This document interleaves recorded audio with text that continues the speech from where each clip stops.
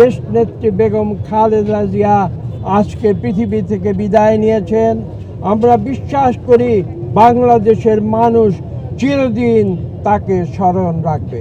সবাইকে ধন্যবাদ। রাজপথে নেমে এসেছিলেন দেশনেত্রী বেগম খালেদা জিয়া গণতন্ত্রের সৈনিক হিসেবে। তা বাংলাদেশ স্তব্ধ, শোকাহত বা ক্রুদ্ধ। আজকে বাংলাদেশের 18 কোটি মানুষ স্তব্ধ হয়ে গিয়েছে, শোকাহত হয়েছে। তারা জানে না তারা কি বলবে। আজকে একটি যুগের অবসান হয়েছে। দেশনেত্রী বেগম খালেদা জিয়া, যিনি গণতন্ত্রের অতন্ত্র প্রহরী হিসাবে তার জীবনের একটি অংশ তিনি বাংলাদেশের মানুষের জন্য বিলিয়ে দিয়েছিলেন।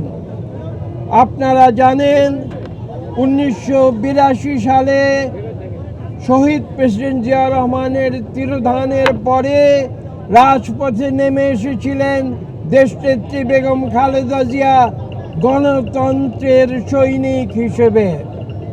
তিনি রাজপথে ছিলেন, তিনি সম্মুখের দরজা দিয়ে রাজনীতিতে প্রবেশ করেছিলেন।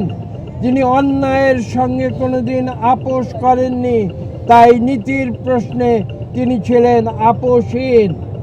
তার উপরে জুলুম হয়েছে, নির্যাতন হয়েছে, কিন্তু কোনোদিন তিনি অন্যায়ের কাছে মাথা নত করেননি, কোনোদিন আপোষ করেননি।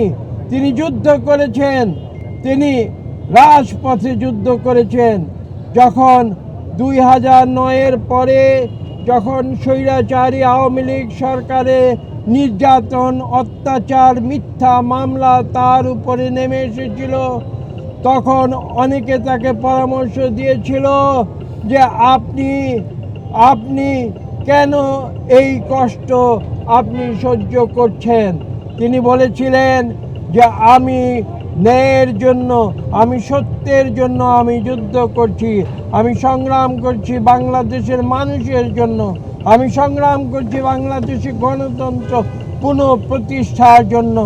তিনি যেভাবে বাংলাদেশে একবার সেনা শাসন থেকে অব্যাহতির জন্যে এদেশে যুদ্ধ করে পার্লামেন্টারি গণতন্ত্র ফিরিয়ে এনেছিলেন, ঠিক একইভাবে পরবর্তীতে 2024-এর ছাত্র জনতার আন্দোলনের পূর্ব মুহূর্ত পর্যন্ত তিনি গণতন্ত্রের জন্য সংগ্রাম করে গিয়েছেন স্বৈরাচারী আওয়ামী লীগ সরকারের বিরুদ্ধে, এবং তিনি সেই যুদ্ধে নিজেকে বিজয়ী বলে তিনি প্রমাণ করেছেন।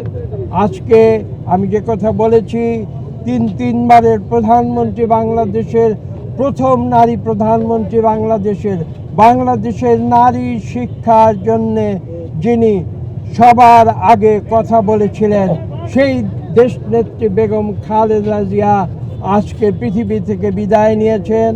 আমরা বিশ্বাস করি বাংলাদেশের মানুষ চিরদিন তাকে স্মরণ রাখবে। সবাইকে ধন্যবাদ।